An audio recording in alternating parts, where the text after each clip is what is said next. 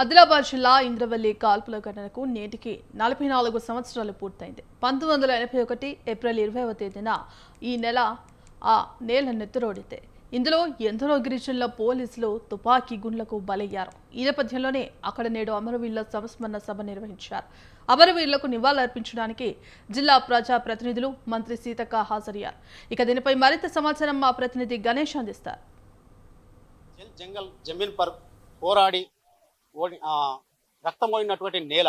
ఇక్కడ 1981వ సంవత్సరంలో గిరిజన రైతులు తమ యొక్క హక్కుల సాధనకై ఇక్కడ సభను ఏర్పాటు చేసుకునేటువంటి క్రమంలో అప్పుడున్నటువంటి గవర్నమెంట్ అనుమతులు ఇస్తూనే తరువాత అనుమతులు రద్దు చేస్తూ ఇక్కడ కాల్పుల వర్షం కురిపించింది. ఆ కాల్పుల వర్షంలో వందలాది మంది చనిపోయినారని చెప్పేసి ఆదివాసీ గిరిజనులు ఎందరో అమాయకులు చాలా మంది చనిపోయారని చెప్పేసి అంటారు. అయితే అధికారిక లెక్కల ప్రకారము 13 మంది ఇక్కడ అసూలు బాషారని చెప్పేసి ఈ అధికారులైతే చెప్తుంటారు. అయితే ఈ నేపథ్యంలో ఇంతవరకు కూడా ఇక్కడ పూర్తి ఆంక్షలు ఉండేటువంటి, కనీసము ఇక్కడికి వచ్చి నివాళులు అర్పించాలనేటువంటి ఆంక్షలు అయితే పూర్తిగా ఉండవి. ఆ తర్వాత 2015 తర్వాత కొంత సడలింపు ఇచ్చింది. సడలింపు కారణంగా ఇక్కడ కేవలము 2 లేదా 3 మాత్రమే ఆదివాసులు వచ్చి ఈ యొక్క అమరవీరుల స్తూపానికి నివాళులు అర్పించేవారు. అయితే ఇప్పుడు ఈ యొక్క ప్రభుత్వము పూర్తిగా సడలింపు చేసింది. అధికారికంగా ఈ యొక్క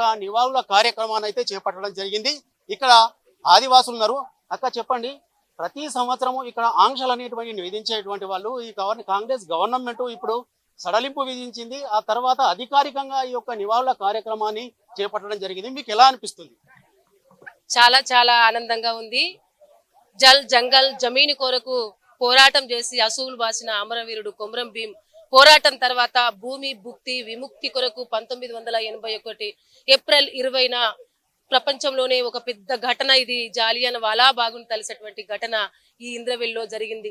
ఆ ఘటన ప్రతి ఏటా ఏప్రిల్ 20 వచ్చిందంటే మా గుండెల్లో దడ, మాకు ఒక భయం.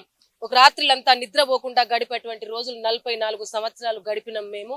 44 సంవత్సరాల్లో తుపాకీ నీడలో మరి మా అమరవీరులను తలుసుకొని మా నివ్వలు అర్పిద్దామంటే ఆంక్షలు విధించి మమ్మల్ని రానియకుండా చేస్తే ఎన్నోసార్లు ఇక్కడ ఆంక్షలొద్దు, మా ఆకాంక్షలు ఉండాలి, మా కోరికలు, మా అమరవీరులు మా కొరకు త్యాగం చేస్తారు, మేము నివ్వలు అర్పిస్తామనేసి మరి మేము ఎన్నోసార్లు వస్తే మా పైన అందరిపైన కేసులు కూడా పెట్టడం అనేది జరిగింది.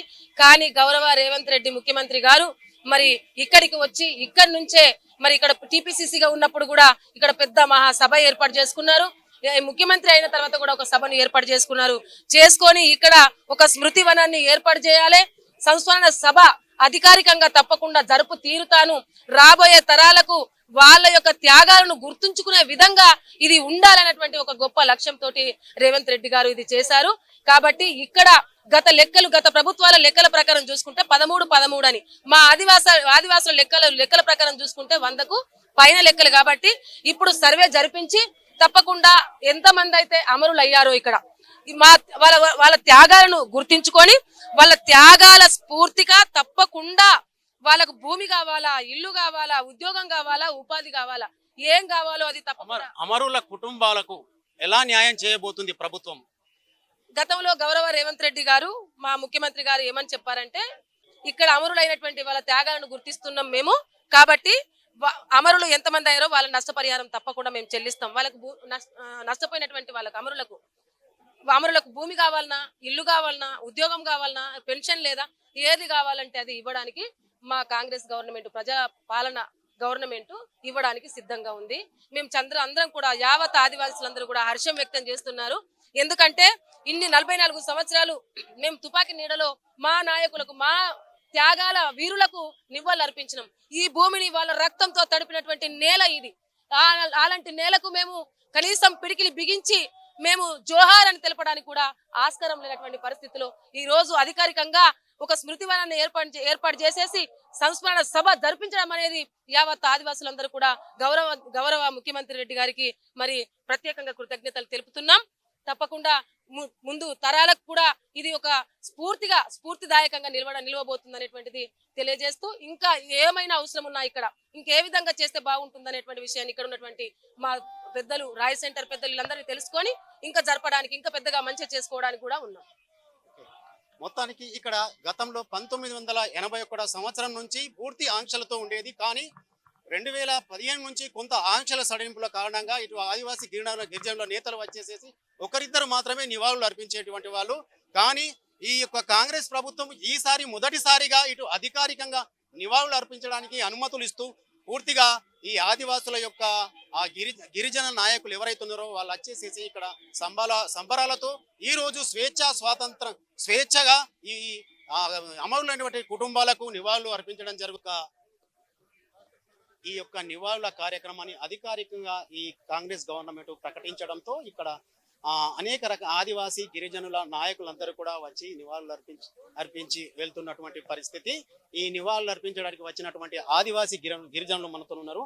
చెప్పండి సార్, మొదటిసారిగా ఈ ఆదివాసీ గిరిజనులకు పూర్తిగా స్వేచ్ఛను కల్పించింది ఈ ప్రభుత్వము. మీరు ఏ రకంగా ఫీల్ అవుతారు? చాలా సంతోషకరమే. ఏదైతే 1981 ఏప్రిల్ 20న జరిగినటువంటి ఘటన, ఆ రోజు మా హక్కుల కోసం మాకు యొక్క ఆ రోజు పెత్తందారి పోవాలన్న భూమి భుక్తి విముక్తి కోసం భూ సమస్య ఆ రోజు ఎక్కువ ఉండేది.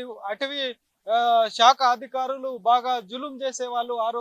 ఆ రోజు మొత్తం కూడా ఆ రోజు రైతు కూలీ సంఘం ఆధ్వర్యంలో నిర్వహించడం జరిగింది.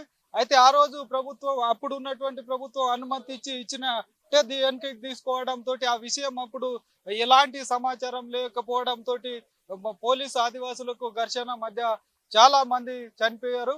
దాంట్లో భాగంగానే ఎప్పుడైతే తెలంగాణ రాష్ట్రం ఏర్పడిందో ఆ రోజు 2014లో మాకు ఏదైతే ఆంక్షలు ఎత్తివేసి ఓన్లీ అంటే అనుమతి ఇచ్చేవాళ్ళు. ఈ సంవత్సరం అయితే డైరెక్ట్ ప్రభుత్వమే అధికారికంగా నిర్వహిస్తుంది. కాబట్టి మేము ఒకటే విన్నవిస్తున్నాం, ఆ రోజు నుంచి ఈ రోజు వరకు ఏవైతే కుటుంబాలు చనిపోయాయో ఆ కుటుంబాలకు ఒక్క ఆర్థిక సాయం ఒక కుటుంబానికి కూడా అందజేయలేకపోయారు. కాబట్టి ఇప్పటికైనా ఎన్ని అయితే కుటుంబాలు ఉన్నాయో, ఇప్పుడే 15 కుటుంబాలు అంటారు, 15 కాదు, వందలాది మంది చనిపోయారు, ఇంకా వందలాది మంది గాయాలయ్యారు.